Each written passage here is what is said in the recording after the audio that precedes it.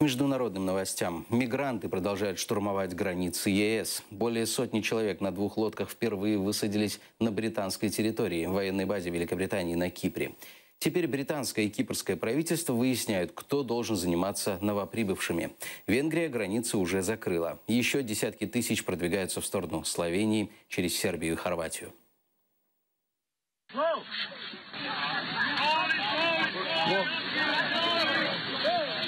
На австрийскую границу ежедневно прибывают мигранты. Многие семьи с детьми. Кто ночует в палатках, кого забирают в спецприюты. За последние сутки там приняли более 2000. Еще тысячи новых направляются к границе автобусами, поездами и пешком. Этой ночью здесь было много людей с маленькими детьми. Примерно 60% людей – это семьи. И среди них примерно 45% – это дети в возрасте до 5 лет.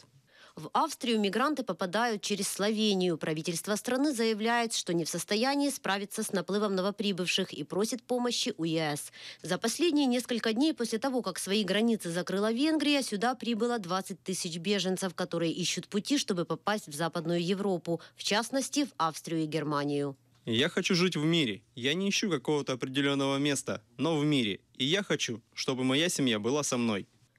В Словению нелегалы прибывают через границу со стороны Хорватии. Только за последние сутки в страну попало рекордное количество беженцев – более 12 тысяч. Такого наплыва не видела даже Венгрия, через которую направлялся основной поток беженцев, пока Будапешт не закрыл границы. Словения уже попросила страны ЕС направить полицейских для помощи местным силовикам.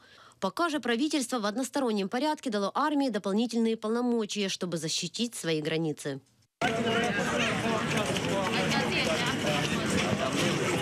Семья Заки Исмаила Халиля из Сирии 2 года была в разлуке. После побега поселились в Турции. Однако мужчина решил переехать в Швецию. Но местные власти предоставили убежище лишь ему. Тогда Заки решил переправить семью в Европу нелегально. Воссоединились в греческом порту Пирея. Теперь отправятся на Балканы и надеются, что через Македонию, Сербию и Хорватию в конце концов смогут добраться до Швеции.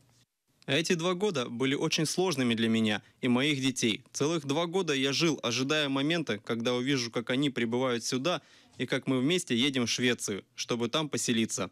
Между тем, некоторые мигранты ищут новые пути в Европу. Более сотни человек на 2 лодках высадились на британской территории, военной базе Великобритании на Кипре. Теперь британское и кипрское правительство выясняет, кто должен заниматься новоприбывшими. В воскресенье глава Еврокомиссии Жан-Клод Юнкер созывает экстренный мини-саммит с участием государств, которые больше других затронула проблема мигрантов.